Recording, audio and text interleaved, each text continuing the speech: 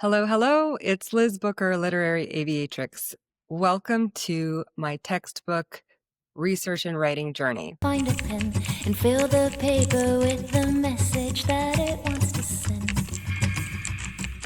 I recently announced that I was going to embark on a 15-month journey to craft a college level textbook on the history of women in aviation, that I was going to frame that around the history of aviation itself, but also place it in the context of the various women's and civil rights movements. I had a great response from all of my friends and colleagues on social media, and to all my fans, thank you so much for your encouragement. I'm super excited about that. So I wanted to record this journey. In order for me to do that, I need to do it kind of low key. I can't spend a lot of time editing videos and, rehearsing or scripting sort of the narrative around these videos. So if you're here with me on YouTube, these videos are going to be for those of you who really want to geek out on what I'm doing. So let's say you're writing a textbook yourself, you're thinking about it, or you really want to know like how I'm doing the research or, some of the fun things that I'm finding out. I will continue posting those on social media, but this space is me at my desk, unscripted, unmade up, and without a microphone, just giving you the real truth about what's going on. And so today, I just wanted to talk about sort of a little bit of the history behind this and my sort of bona fides, or kind of how I come at it. And then maybe just a little teaser on kind of how I'm moving forward with the research and who is supporting me on the team. So I have been, as you all know, if you're here, more than likely know that I have been working as Literary Aviatrix for about 5, almost 6 years now. I promote books that feature women in aviation with a website, a YouTube channel, a podcast. I do author interviews. I host in-person author events. I do youth outreach events, and I host the Aviatrix Book Club. So among the podcast episodes that I do, those are usually the YouTube channel, and podcast episodes are usually interviews with authors. But about a year and a half, 2 years ago, I decided that, my rules for the Aviatrix Book Club were that I would only feature books for which I could interview the authors, so then I could have that content, for my platform. But as I went along, I was really craving the opportunity to read and discuss source materials, primary source materials, original works by our pioneering women. And so I reached out to my friend, Dr. Jackie Boyd, who writes the book review column for the 99s magazine. I write the Authors Connect book reviews for Women in Aviation magazine. I thought we would be a fun pairing to dig into some of those books by our pioneers. She suggested that we bring along Jenny Beatty. And so that is the history behind the Aviatrix Classics series, which we started last year at the very beginning of the year, and we're in our second year now. And so it was about a year ago. This is August 2025 right now. So about a year ago in August 2024, when I had the idea and I told them, I'd like to write an undergraduate textbook. I have learned so much about our history. I'm starting to see sort of the patterns and how it fits in a greater context, especially of civil rights and women's rights movements. And all this understanding is crystallizing for me. And I felt just compelled to share it. And I thought an academic setting was probably the most fun from my perspective to be able to share that. But I'm not an academic. I do have 2 master's degrees, and I'm going to talk about that a little bit. So these are my questions. Am I qualified to write a textbook? Am I qualified to teach? Well, technically I'm qualified to teach because I have a Master of Fine Arts in Writing, but that's to teach writing, theoretically, right? So I had a lot of questions, and the first place I turned was my mom. My mom has a PhD in higher education, and she worked in academia her whole career. So my first note was to her, Mom, do I need a PhD if I want to teach a course on women in aviation history. And her answer was, well, that depends. Are you trying to pursue a career in academia, or do you want to just teach a class? Because you have 2 master's degrees, you don't need the PhD for that.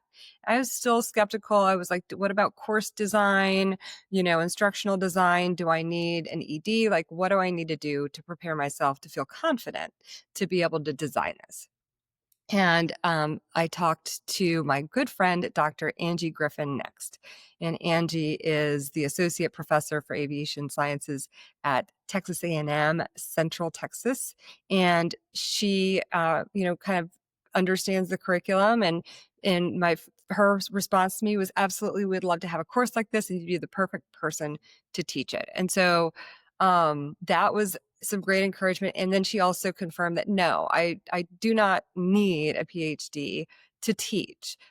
So then I had a third confirmation with a friend who has taught as an adjunct professor in his professional life. So he doesn't have a PhD, but he has, taught courses centered around his expertise. And so that was enough for me.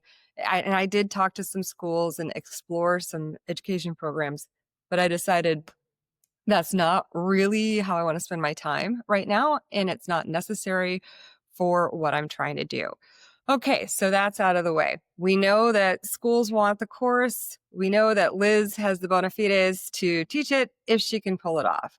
So this marinates for the past year or so. I've been trying to kind of hone in on what it is I want to focus on. I've been trying a lot of different things over the past several years.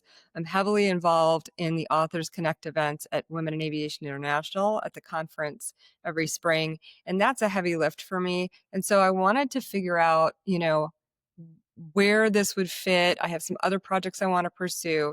And I just kind of came together that this was the thing that I think I can do right now. And I know that it's going to take some time. So it sets me up for, I'm still running a family here, running a home. I have children still in the house.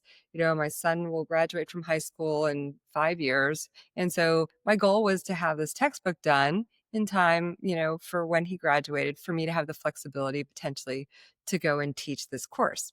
So now felt like a good time.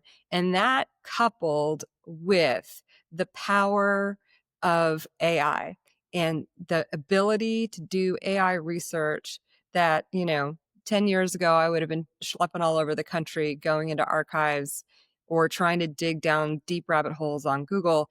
So I just started experimenting with it and seeing what it had to say, what it had to do. And I felt empowered. I felt empowered. I felt like I can do this, and I can do it in a really manageable timeline.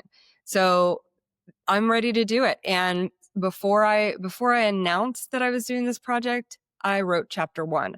I've already structured the outline of the book. I have, a timeline for a single semester undergraduate level course, and AI was able to help me kind of frame that in ways that would have taken me hours, days, maybe weeks to research, but it gave me that information immediately, and I was able to kind of work with it. So I'm not just depending on AI. I have like a lot of support that I'm soliciting from my good friends in education positions. Once I have confirmation from all of them, then I will definitely share that. But I know for sure that Dr. Angie Griffin, as we call her, Dr. Whirly Girl, my girl, Dr. Jackie Boyd, and Jenny Beatty are 100% on board. And I have some others already on my list who have indicated that they're excited about it and excited to participate. So once I get that list, I'll share that and talk about kind of how we're going to,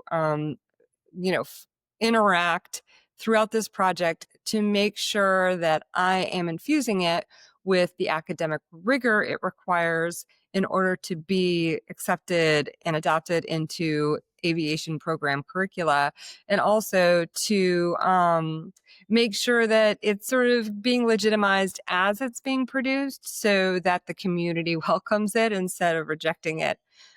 when it gets to publication. So that's basically a summary of where I am in the process right now. My chapter 1 draft is complete. It is out for comments and suggestions. I am planning to meet with each of my advisors. I'm calling them my advisory board for this textbook project. My goal is to meet with them in the next month to get their cautions, advice, wisdom, everything that I can get from them up front, any course corrections after this first chapter, how should I plan to record my sources for this? Is it just going to be in bibliography and notes? Do I need to do footnotes, endnotes, those kinds of things? This is kind of the mentoring that I need from them. And then the structuring is the structure sound that I have offered them in the initial outline. Is the flow of chapter 1 kind of a reasonable flow? Am I bringing all the threads in that I need to bring in to meet the requirements of an education program? So that's where I am. I look forward to continuing the journey with you and sharing by the successes, like I said, the highs and lows of this. I'm sure there are going to be lots of challenges, but I'm feeling super energized and super motivated and very, very confident that I can do this. So thanks for joining me on this journey, and I'll see you next time. And here I am, I'm ready to go again. I'm ready to say